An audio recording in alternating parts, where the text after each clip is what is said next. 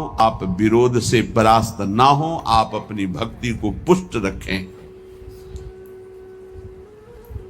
जो जीव मेरा और तेरा, मैं और मोर, इसी को महत्व दे रहा है, वो भगवान से प्यार नहीं कर सकता। क्योंकि भगवान से प्यार करने के लिए इस मेरा और तेरा को, लौकिक शब्द को मिटाना पड़ेगा। मैं सिर्फ प्रियालाल का हूं, प्रियालाल मेरे, बस ये हृदय की स्थिति होनी चाहिए। देख लीजिए, प्रभु में ऐसी स्थिति, अनन्य चिंतन तभी हो सकता है जब हृदय में बात आ जाए कि मैं प्रभु का, प्रभु मेरे, बस सिर्फ प्रभु मेरे। प्रभु का वैभव रचा हुआ नहीं, प्रभु का जो भी है वो उससे मेरा संबंध नहीं, प्रभु से संबंध है। प्रभु का रचा हुआ तो अखिल ब्रह्मांडों में रजोगुणी लीला हो रही, तमोगुणी लीला हो रही, सतोगुणी लीला हो रही नहीं। हमें प्रभु चाहिए, ये लीला नहीं, ये माया नहीं। जितनी भगवान की स्मृति में जन डूबते हैं उतना ही आनंद का अनुभव होता है। पर जब हृदय में भोगों के प्रति राग होता है और जब वो नहीं मिलता तो क्रोध हो जाता है, चिड़चिड़ा स्वभाव हो जाता है, नाक में गुस्सा भर जाती है।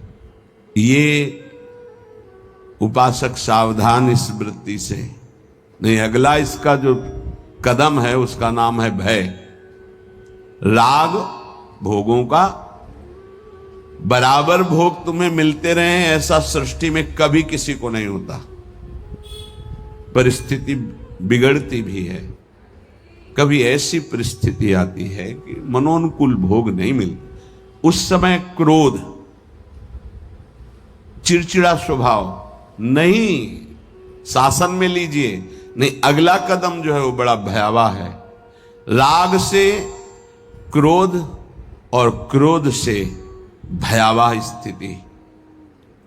नित्यानंद रस की अनुभूति के लिए चलने वाला उपासक हृदय में भोगों का राग न रखे, नहीं तो क्रोध, चिड़चिड़ा स्वभाव हो जाना, कुछ अच्छा ना लगना, वो विध्वंसक भाव आगे भय उपस्थित कर देगा। आपकी चेष्टा भयावह होगी।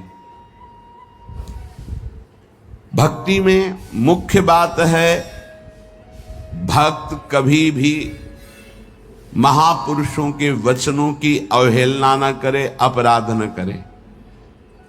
इसका पूरा ध्यान रखे, नहीं तो बुद्धि भ्रष्ट हो जाएगी। ये मैं गूढ़ बात कहता हूं। जिन उपासक के अंदर भोगों का राग है, क्रोध है, भयावह कल्पनाएं हैं, वो आज्ञा का उल्लंघन करते हैं। अगर आज्ञा पर चलोगे तो कभी माया आपको परास्त नहीं कर पाएगी। साधन भक्ति, जब सिद्धा भक्ति में फिर निश्चिंतता आती है, निर्भयता आती है, निशोक आता है। साधन भक्ति में साधक को बहुत सावधान रहना है। ये 6 बातें साधन भक्ति में होंगी तभी सिद्ध स्वरूप जागृत हो जाएगा।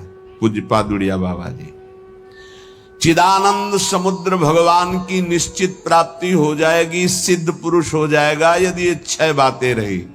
पहले, भारी से भारी आपके प्रति कोई अपराध कर दे तो उसे क्षमा करने की आपके अंदर वृत्ति होनी चाहिए। क्रोध करके उसको मानसिक संकल्प करके दंड देना, या शारीरिक दंड देना, या समुदाय से दंड दिलाना, किसी भी प्रकार का ऐसा भाव नहीं होना चाहिए। जैसे आप भजन करते हैं, आपके मन में संकल्प बना कि तुमने हमारा अपमान किया है, तुम्हें भगवान देख लेंगे, भोगोगे। तो यदि भजन बल है तो लागू हो जाएगा उस पर और वो कष्ट भोगेगा पक्का। लेकिन वो तो कष्ट भोगेगा शारीरिक, पर आप खाली हो गए और अब भजन की वो वृत्ति आएगी नहीं, क्योंकि आप सिद्धांत से गिर गए। या आप शारीरिक बलवान हैं, आपने उसको पीट दिया तो आपका भजन बल क्षीण हो जाएगा, आपका मार्ग अवरुद्ध हो जाएगा। या आपके बहुत अनुयायी हैं, उनसे पिटवा दिया। किसी भी तरह से दंड दिलवाना भक्ति को खो देना है, ये बात अच्छे से समझ लीजिए। तो पहला है क्षमा। किसी भी कारण से एक भारी से भारी अपराधी को भी क्रोध करके दंड देने की भावना ना होना। दूसरा है कभी भी किसी भी वस्तु व्यक्ति स्थान पर महत्व रखकर अपने प्रभु को भूल जाना। ये बहुत सावधानी की जरूरत, तभी आप सिद्ध होंगे, परिपक्व अवस्था तभी आएगी। अव्यर्थ कालत्वम, समय व्यर्थ नष्ट कर देना। कब नष्ट होता है समय व्यर्थ? अनुकूल भोग मिल गया, उसमें राजी हो गए, भूल गए भगवान को। अनुकूल व्यक्ति मिल गया, उससे बात करना है, बहुत दिनों बाद मिले, बातचीत हंसी मजाक, और कैसे हो, भूल गए भगवान को। वस्तु व्यक्ति स्थान पदार्थ पद चाहा हुआ कुछ भी मिले, उसके मिलने में अगर हो भी जाए तो भोगना नहीं। आवश्यकता से अधिक धर्म अनुकूल भोग भी ना भोगे, फिर धर्म के प्रतिकूल तो बात जाने दो, जितनी आवश्यकता है। ये बहुत सूक्ष्म विषय है। जैसे भोजन में मीठा बहुत प्रिय होता है, किसी को नमकीन बहुत प्रिय होता है, जहां अनुकूल भोजन आया, अधिक मात्रा में लिया, उस दिन नोट करना, भजन नहीं होगा। वो भजन जो स्वाभाविक होता था रोटी दाल में, वो नहीं होगा, आप देखना। तो कितनी दुश्मन है वो वस्तु जो हमें प्रभु के स्मरण में शिथिलता दे दे। रुचि नहीं रह गई भजन की, फिर बातें होती बैठ करके, प्रपंच की बातें, और या फिर बहुत खूब सोना, सो रहा है, सारी शक्ति पचने में लग जाती है। जब उदर में जरूरत है 500 ग्राम 400 ग्राम भोजन की, और आपने दबा करके उसमें 1.25 किलो भर दिया, अब इसके बाद पानी गया, अब वो सारी आपकी जीवनी शक्ति उसी में लग गई पचाने में, तो भजन के लिए आपके पास सामर्थ्य कहां रह गई? बार बार जमवाई लो, बार बार टहलो, बार बार लेटो, क्योंकि वो पच जाए ना, और वो कि बर्बाद ना हो। तुम ही हो भारत में सार्थक करने वाले, और तो जीव है ही नहीं भाई, और भी तो पशु पक्षी, तुम अपनी केवल तुम उतना ही सेवन कीजिए, वो कोई और पालेगा, पशु पक्षी पालेंगे, कुछ चीज बर्बाद नहीं। आप छोड़ दीजिए, उसमें चींटियां लग जाएंगी, वो चींटी पालेंगी, बहुत से कीट पतंगे वो पालेंगे, आप ऐसा ना सोचे कि बर्बाद हो। तो उपासक को पदार्थ, वस्तु, व्यक्ति, हमें किसी व्यक्ति से इतना प्रेम नहीं कर लेना कि वो उसके मिलने पर प्रभु का विस्मरण हो जाए। ये बहुत सूक्ष्म बातें महापुरुषों के द्वारा शोध कर कही गई हैं। चौथा, सम्मान सबको बहुत प्रिय है, बहुत प्रिय है। सम्मान किसको अच्छा नहीं लगता? पशु पक्षी को भी अच्छा लगता है सम्मान। पुचकार कर, दुलार करो, प्यार करो, सम्मान दो। जो भगवत मार्ग में सिद्धावस्था को प्राप्त होना चाहता है, सम्मान को जहर की तरह देखे और नीच पुरुषों द्वारा की हुई अपमान को अमृत के समान पान करके निराभिमानी बन जाए। चौथी बात है, देखो परमार्थ को तो समझना ही पड़ेगा, ये बहुत जहरीली बात है। सिद्धावस्था ऐसे प्राप्त नहीं हुई। पहला, तुम्हारा कोई किसी भी तरह से अपराध करे, तुम्हें क्षमा करना है। ना मानसिक, न शारीरिक, न वाचिक, न व्यवहारिक, किसी भी तरह का उसको दंड देने का विधान, यद्यपि सामर्थ है फिर भी नहीं। पहला। दूसरा, कभी भी किसी भी वस्तु, व्यक्ति, स्थान के आकर्षण में प्रभु को नहीं भूलना, यह तुम्हारे ऊपर शर्त है। तुम्हारे सामने कोई व्यक्ति आए, वस्तु आए, पदार्थ आवे, घटना आवे, प्रभु को नहीं भूलना। अंदर राधा राधा राधा, किशोरी जी से बढ़कर प्रिय कौन हो गया, जिससे अगर प्रभु को भूल जाते हैं तो वो बड़ा हो गया, प्रभु छोटे हो गए। वो पदार्थ बड़ा हो गया, वो संपत्ति बड़ी हो गई, वो व्यक्ति बड़ा हो गया, वो घटना बड़ी हो गई जिसने प्रभु को भुलवा दिया। नहीं। तीसरा, विविध प्रकार की भोग सामग्री आसपास फ्री भोगने के लिए हो, फिर भी नहीं भोगना, क्योंकि हमें भगवत साक्षात्कार करना है। अनुकूल धर्मयुक्त भोग भी उतना भोगना है जिससे हमारा भजन चले, जैसे खान पान, विश्राम उचित। सम्मान सबको प्रिय होता है, अपमान सबको दुखद होता है। भक्त को अपमान अमृत के समान लगता है, सम्मान विष के समान लगता है। उल्टा, वो निराभिमानी होता है। पांचवा, इष्ट देव के चिंतन में बेविचार नहीं होना चाहिए। बेविचार ये परिपक्व भगवत साक्षात्कार की बात है, साधारण साधक की, प्रारंभिक साधक की बात नहीं है।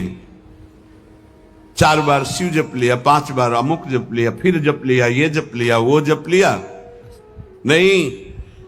केवल अपने इष्ट देव में ही, अगर शिव है तो शिव संबंधी, राम तो राम संबंधी। अब ये सिद्धावस्था की तरफ जा रहा है साधक। यहां खिचड़ी नहीं होगी, यहां सीधे एक वृत्ति केवल अपने इष्ट देव की, उन्हीं का स्वरूप, उन्हीं का सेवा, उन्हीं का नाम जप, उन्हीं के गुण कीर्तन, उन्हीं के प्रेमियों से मिलना। इष्ट मिले और मन मिले, तभी परिपक्व सिद्धावस्था को प्राप्त होंगे। छठवां, सदगुरु की शरण में रहकर उनके बताए हुए मार्ग से चलना। सिद्धावस्था ये बहुत कठिन है, बहुत कठिन है। सदगुरु की आज्ञा में जो जीवन दे दे, बहुत कठिन। कल एक उपासक कह रहे थे कि हम बहुत प्रयास करते हैं, वर्षों हो गए करते हैं, लेकिन अभी यही निश्चय नहीं कर पाए कि मुझे जाना कहां है, जपूं क्या, निरंतर क्या करूं। तो गुरुदेव का वर्ण किया, बोले नहीं तो पूरा जीवन व्यतीत हो जाएगा, निर्णय थोड़ी कर पाओगे। ये निर्णय तो गुरुदेव के द्वारा होता है। जो गुरुदेव ने नाम दिया, जो साधन बताया, आजीवन उसी में। गुरु प्रदत्त इष्ट के विग्रह में, छवि में, नाम सेवा में सर्वस्व विराजमान है, भाव समझ लीजिए।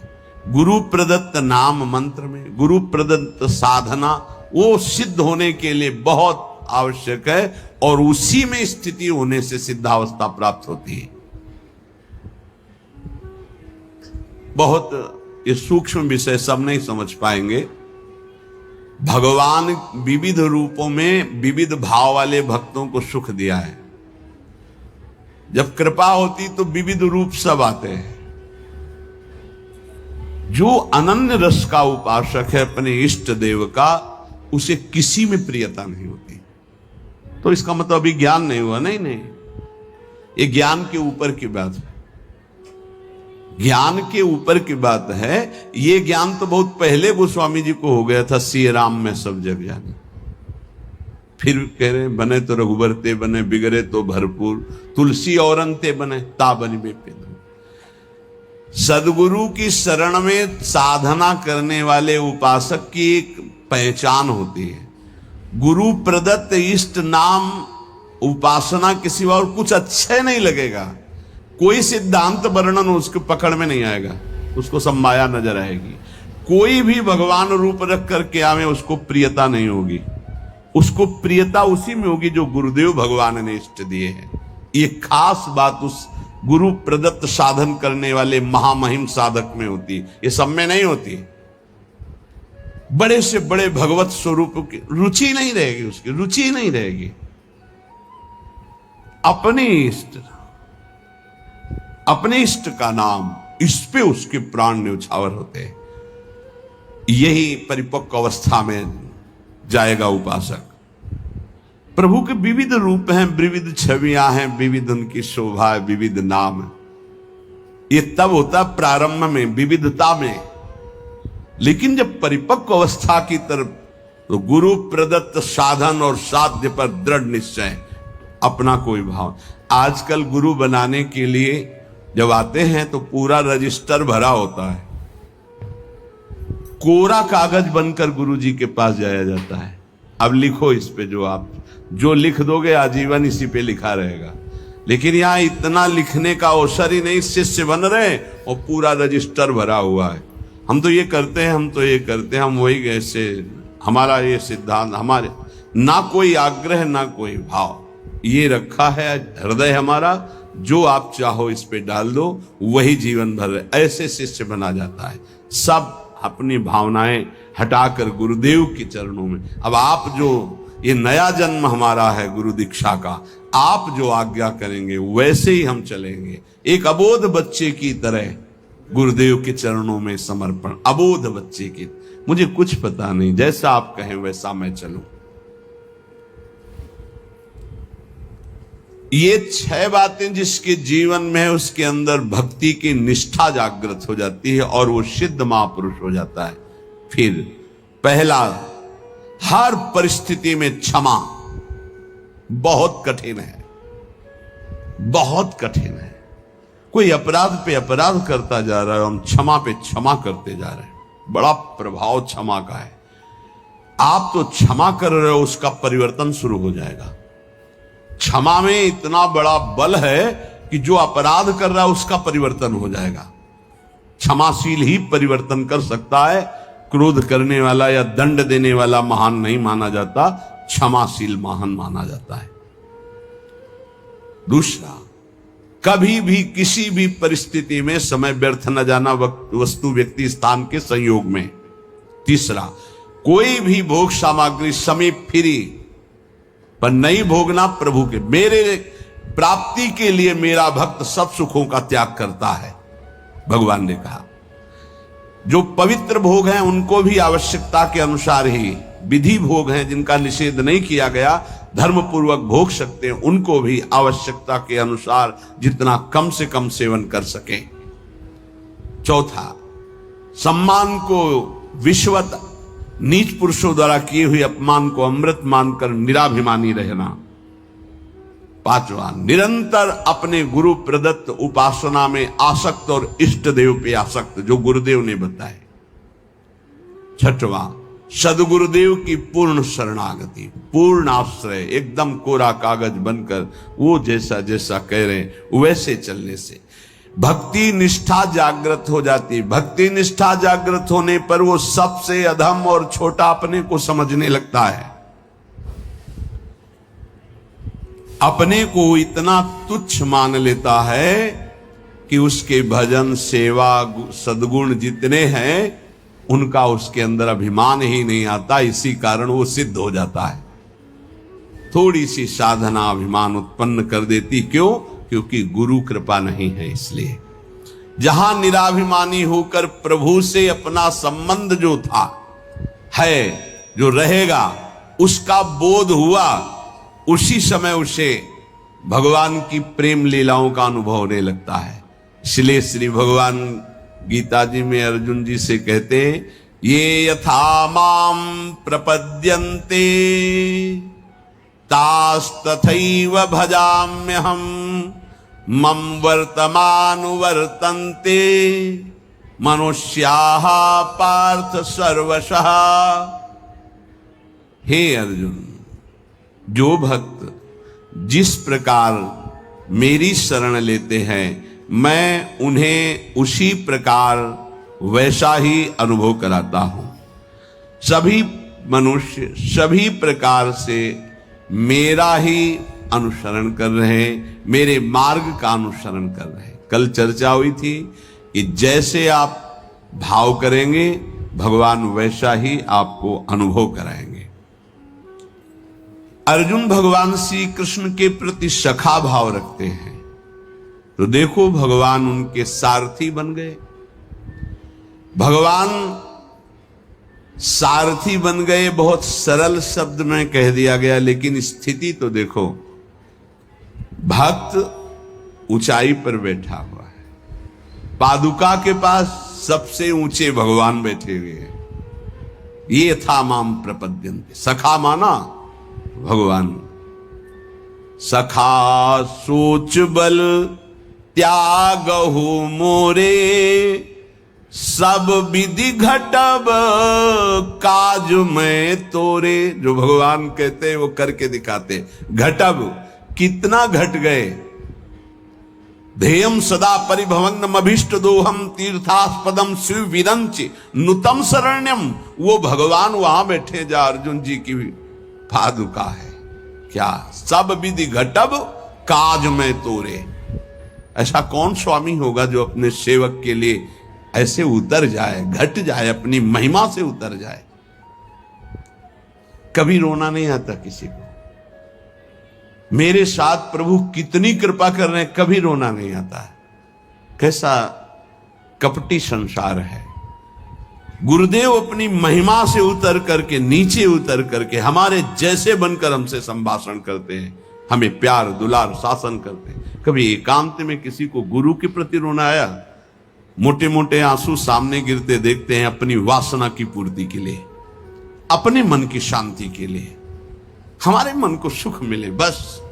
कभी ये रोते कि अहो कृपालु करुणा में आपका कैसा स्वभाव है, हे स्वामिनी आपका कैसा स्वभाव है? कभी ऐसा नहीं। विश्वामित्र जी भगवान के प्रति शिष्य भाव किया तो भगवान शिष्य बन गए। अगर थोड़ा भी विलंब पुष्प लाने में हुआ तो भगवान डर रहे थे कि गुरुदेव की संध्या पूजा में विघ्न न हो जाए, गुरुदेव की जो सेवा में थोड़ा भी समय लगा तो डर गए भगवान। शिष्य भाव, जैसा भगवान के प्रति भाव करोगे वैसा ही भगवान आपके सामने आ जाएंगे। अनंत ब्रह्मांड भगवान ने ही अपने आप से ही रचा है। कितना विलक्षण भजन का प्रभाव होता है कि अनंत ब्रह्मांडों का स्वामी आप जो भाव करोगे वैसा आ जाएगा बन के। अगर आप भगवान को भोग रूप में चाहेंगे तो भोग रूप में भी आ जाएंगे। ऐसा ही है, बड़े कृपालु हैं। जिस रूप में आप चाहेंगे भगवान आ जाएंगे। आप आज भी जो कामना करते हैं ना, मेरे भगवान ही आपकी पत्नी बने हुए, पुत्र बने हुए, आपका परिवार बने हुए, आप पहचान नहीं पा रहे हैं। जो हम कामना करते हैं ना कि आज ये, तो भगवान वही बनकर आ जाते हैं, वही पदार्थ बनकर आ जाते हैं, वही व्यक्ति बनकर आ जाते हैं, वही वस्तु बनकर आ जाते हैं। यद्यपि भगवान ही है, दूसरा कोई नहीं है। वही अपने आप को प्रकट किए हैं।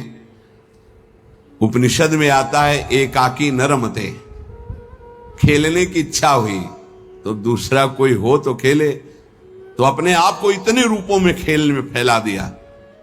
एकाकी न रमते, भगवान ने अपने एकोहम बहुश्यामा, मैं ही बहुत रूपों में हो जाऊं, और वो अपने आप से अपने आप में खेल रहे हैं। 3 खेल हो रहे हैं यहां प्रगट में। एक हो रहा है सृष्टि का सृजन बराबर चल रहा है, सृजन भी बराबर चल रहा है, पालन भी बराबर चल रहा है, संहार भी बराबर चल रहा है। सृजन होता जाता है, पालन होता जाता है, संहार होता जाता है, सृजन होता जाता है, पालन होता, संहार, ये बराबर लीला चल रही है। किसका सृजन? अपने आप से अपने आप का सृजन। किसका पालन? अपने आप से अपने आप का पालन। और किसका संहार? अपने आप से अपने आप के ऊपर संहार लीला। जिस तरह की आपकी लगन है और जिस तरह का भाव है वैसे ही भगवान अनुभव में आते हैं। जब आप घोर विषय चिंतन करते हैं तो भगवान विषय रूप में आ जाते हैं।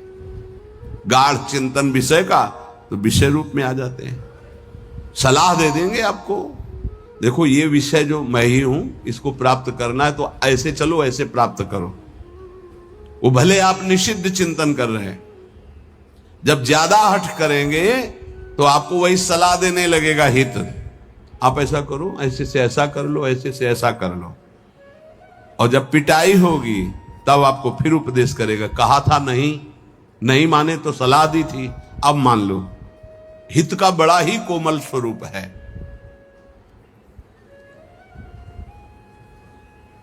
यदि आप भाव से, लगन से प्रभु की तरफ चले तो उधर से प्रभु चल पड़ते हैं। और आपकी चाल और प्रभु की चाल में बड़ा अंतर है। त्रिभुवन में सबसे तेज गति चलने वाला मन है, वायु से भी अत्यंत वेगवान मन है। जैसे वायु यहां से बंबई उसको जाने में कुछ समय लगेगा, लेकिन मन को अगर आप बंबई गए हैं, पहुंच गया। मन से भी वेगवान गरुड़ जी हैं। जो भगवान के वाहन हैं वो मन से भी वेगवान है और गरुड़ से भी वेगवान भगवान की गति है। जब उपासक भाव और लगन से चलता है तो बहुत जल्दी भगवत प्राप्ति क्यों हो जाती है? बोले दरिया दूषण दास में नहीं राम में दोष। भगवत प्राप्ति में दोष आपका है जो आप देरी कर रहे हैं, भगवान की तरफ से नहीं। जन चाले एक पावणो हरि चाले 100 कोश।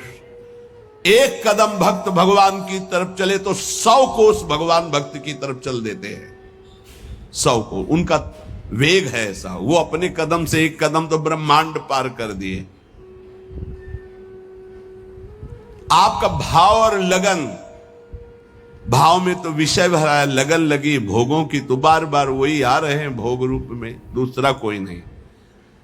पर जब भोग रूप से आप विषयों का सेवन करते हैं तो फिर नरक रूप से भगवान मिलते हैं, रोग रूप से भगवान मिलते हैं, दंड रूप से, जलन रूप से भगवान मिलते हैं। भगवान का कौन सा रूप आपको पसंद है? आनंद तो छोड़ो इसे, आनंद सिंधु प्रभु के रूप का ध्यान करो, उनका नाम जप करो। भगवत प्राप्ति में कोई बाधा नहीं डालता, साधक स्वयं बाधा को स्वीकार करता है। क्योंकि भगवत प्राप्ति के लिए जो तुम्हें समझ दी गई है उसका प्रयोग नहीं कर रहे। भोग सामग्री देखी, समझ कह रही कि नहीं इससे बहुत विलंब हो जाएगा, भगवत प्राप्ति नहीं होगी, आप ये अनसुनी कर दिए, उसे भोग लिए। किसकी गलती रही? आपकी। आपने अपनी समझ का आदर ना करके और भोगाकर्षण का आदर कर लिया। अपने समय को, अपने जीवनी शक्ति को, अपने समझ को भगवत प्राप्ति के योग में लगाना चाहिए। आप भगवत प्राप्ति के वियोग में लगा रहे हैं, दूरी बनाने में लगा रहे हैं। चलना इधर है, चल इधर रहे हैं, इसमें कमी आपकी है। सामर्थ्य जितनी है अगर उतना कदम बढ़ा दो तो तुम्हें खुद अनुभव होने लगेगा भगवान कितनी वेग से आपकी तरफ आ रहे हैं। पूरा समय, पूरी सामग्री, पूरी सामर्थ्य भगवत प्राप्ति के लिए मिली है आपको। पूरा समय, पूरी सामग्री, पूरी सामर्थ्य भोग प्राप्ति में लगा रहे हैं आप। देख लीजिए, कारण समझ सामग्री समय का दुरुपयोग कर रहे हैं क्योंकि तुम्हारे अंदर लगन नहीं, अगन नहीं भगवत प्राप्ति की। भक्ति किसी साधन विशेष से नहीं प्राप्त होती, कर्मों से नहीं प्राप्त होती, भगवान की पूर्ण शरणागति से होती है। कई बार इनकी चर्चा हुई, पूर्णता कैसे होती है? हे हृदय से प्रभु की शरण। यदि परमार्थ में उतरे हो तो चैन नहीं है। यहां दरस बिन दुखन लागे नैन, जब से तुम बिछुरे पी प्यारे।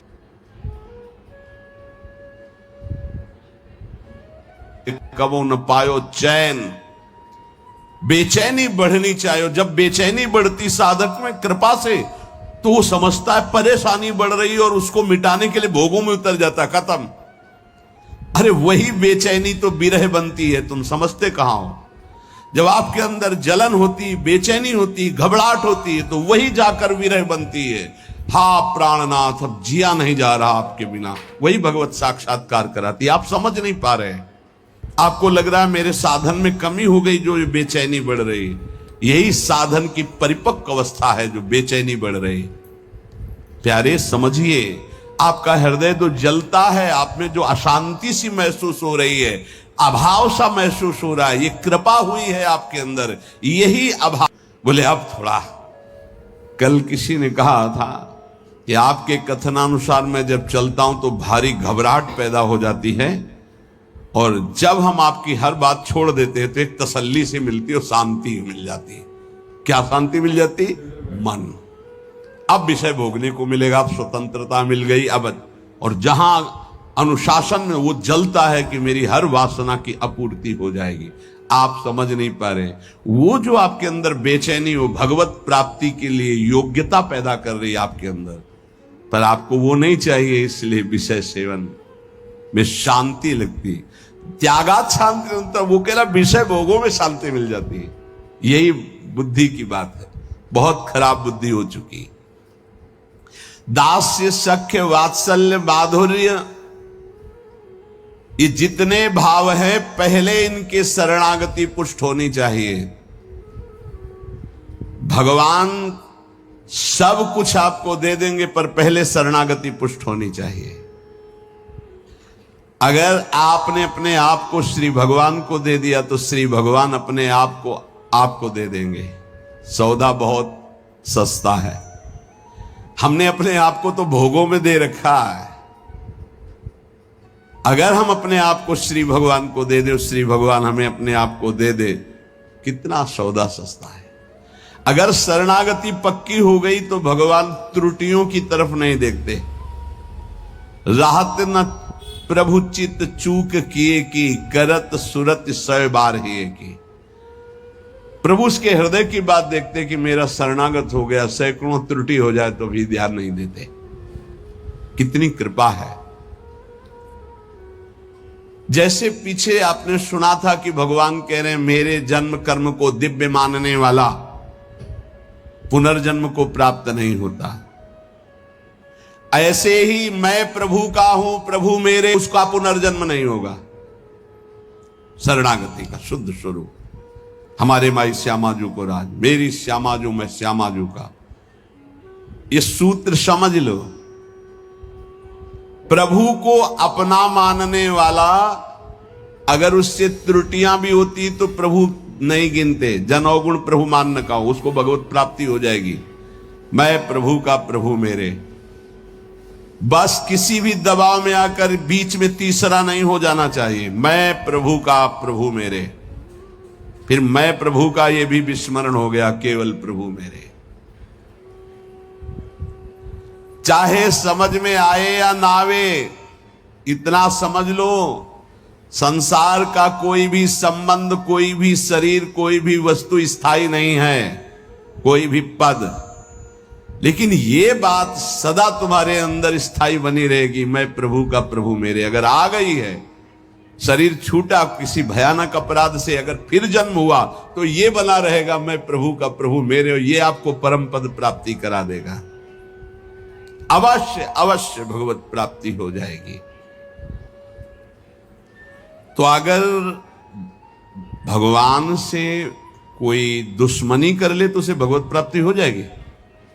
द्वेष कर ले तो भगवत प्राप्ति हो जाएगी, क्योंकि प्रभु से ही तो जुड़ा है वो।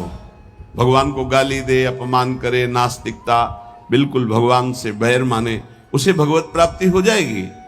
यहां की जैसा कहा कि जैसे भक्त भजता है मैं वैसे भजता हूं, तो वो वैर से भजेगा तो वैर से ही सही, पर भगवत प्राप्ति तो हो जाएगी ना। बोले नहीं, भगवान ने एक शब्द कहा है, ये यथा माम प्रपद्यन्ते। प्रपद्यन्ते माने शरणागति। शरण में, मेरी शरण में होकर जैसा भाव करता मैं वैसा अनुभव कराता हूं। तो वो जो भगवान की निंदा करता है भगवान की शरण में थोड़ी है, उसको तो नरक की प्राप्ति होगी। बोले शिशुपाल ने भी तो निंदा की थी, तो रात दिन भगवदाकार वृत्ति रहती थी उसकी। उसे उठते बैठते चलते फिरते कृष्ण ही नजर आते थे। कंस ने भी तो द्वेष किया, तो उसको दाल में जीरा भी कृष्ण ही नजर आते थे। जिधर दृष्टि डालता कृष्णाकार वृत्ति थी उसकी। ये छोटे मोटे बैर वालों को यमराज ठीक कर देते हैं, उनको भगवान को नहीं अवतार लेना पड़ता। ये जैसे ना कि भगवान की निंदा कर रहे हैं, भगवान की अवहेलना कर रहे हैं, नास्तिकता कर रहे हैं, इनके लिए शासन विभाग है यमराज, वो अच्छी धुलाई करके। देखो यहां चाहे जितना आप अपने को बलवान समझें, कंबल डाल के कुटाई होती जेल में। एक हमें मिले थे जेल में, तो उन्होंने कहा था कि वो जो पुराने कैदी हो जाते हैं वो वहां के शासक की तरह हो जाते हैं।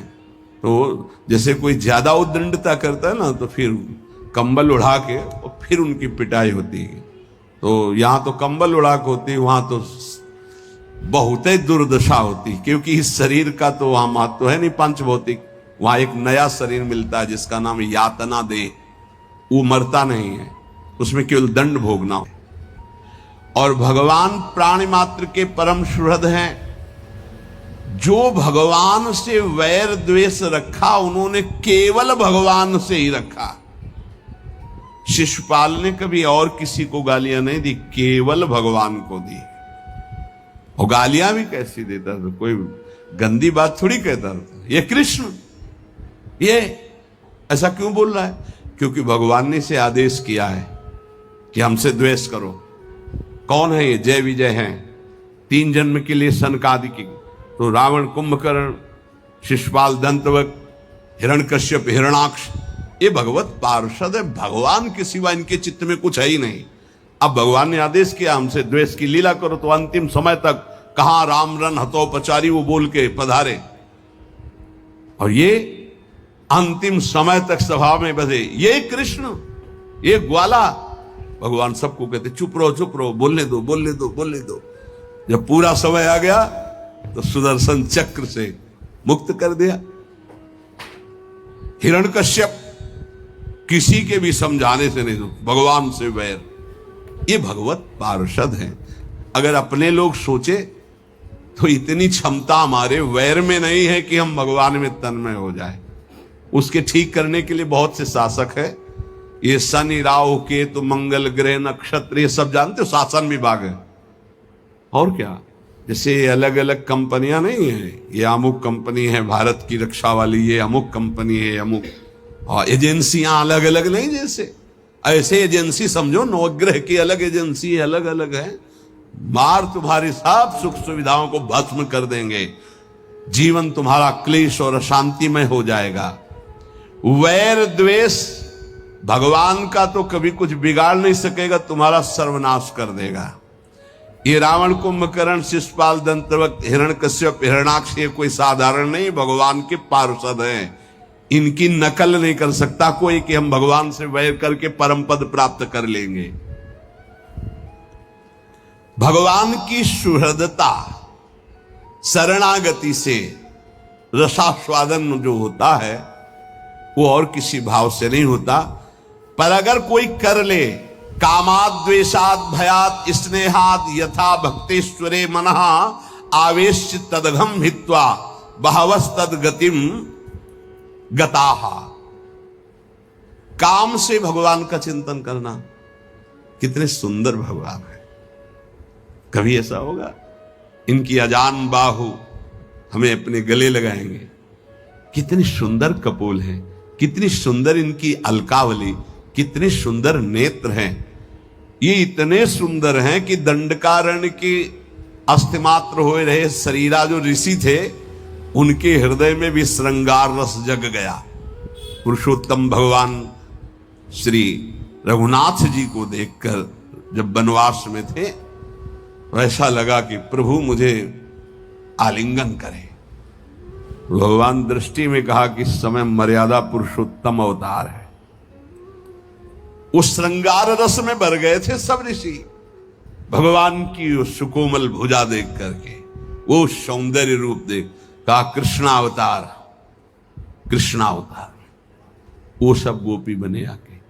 जब सियाजू का ब्याह श्री राम जी से हुआ तो मिथिला की जितनी सखियां थी सब सिया जी के सौभाग्य की सराहना कर रही थी। ऐसे दूल्हा, वैसे ही सुंदर दूल्हा रूप महाराज, जिधर दृष्टि जाए वह उधर ही सबको चित्त को चुरा ले। तो सियाजू की सब सखियां कोई बोल तो पाई नहीं, पर सबके मन में था कि क्या कभी ये हमें अपने हृदय से लगाएंगे ऐसे? क्या कभी हम इनका साथ प्राप्त कर पाएंगे? जो सियाजू को सौभाग्य मिल रहा है, मैं इनकी सखी हूं क्या? तो राम जी दृष्टि से देख के इशारा करते कि इस समय मर्यादा पुरुषोत्तम अवतार है, एक हमारा अवतार होगा द्वापर में लीला पुरुषोत्तम प्रेम में। आओ सबको निमंत्रण दे, आओ, वहां आपके हर चाह पूरी होगी। दृष्टि से देखना, मंद मुस्कुरा देना, बाहु प्रसार परिरम, आओ, आलिंगन ही नहीं परिरमन, गाढ़ आलिंगन, नृत्य, उच्छिष्ट का पान करना, अधरामृत का पान करना है। जिस समय भगवान रास मंडल के अंतर ध्यान होने के बाद जब प्रकट हुए तो गोपीजन ने एक चूनरी डाल दी अपनी, चूनरी के ऊपर। जब उस पे बैठे तो सुखदेव जी कह रहे ओहो, साधना से परम पवित्र किए हुए बड़े बड़े योगींद्र मुनींद्र अपने हृदय में जिनका ध्यान धरने की चेष्टा करते, परीक्षित वो भगवान गोपियों की ओढ़नी पर बैठे। एक और वेद की ऋचाएं नेति नेति कह के वर्णन करते उन्होंने कहा प्रभु कभी साक्षात आलिंगन करने का अवसर मुझे। आओ कृष्णावतार में दंडकारण्य के ऋषि, मिथिला की सखिया और श्रुति, जो वेदों की ऋचाएं, वो साक्षात गोपी भगवान उनका जो भाव है उसी सुख को प्रदान कर रहे हैं। किसी भी तरह से भगवान काम और द्वेषाद, द्वेष भी ऐसा कि केवल भगवान से हो, बस दूसरा नहीं।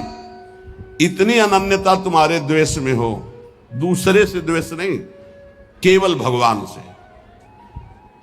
कामात द्वेषात भयात, भयभीत होकर के भगवान का चिंतन होना। स्नेहाद, प्रेम से, सौहार्द से, किसी भी तरह से यदि भगवान में मन लग जाए, काम से, द्वेष से, भय से, स्नेह से, किसी भी संबंध से, तो कह रहे हैं वो सारे पाप नष्ट करके वो चिंतन भगवत प्राप्ति करा देता है। इसलिए ये यथा माम प्रपद्यन्ते तास तथैव भजाम्य, हम भगवान कहते जो मुझे जैसे भजता है मैं उसको वैसे भजता हूं। तुम्हारे द्वेष में इतनी ताकत नहीं कि आकाश से द्वेष करके कुछ प्यार कर लो। प्रेम करने का अवसर आया भगवान के नाम से, रूप से, लीला से, धाम से परम मंगल हो जाए। एक बार हृदय में फिर बैठा लो। तुम्हारी पांचों ज्ञानेंद्रियां और मन तुम्हारी दुर्गति करते आए हैं।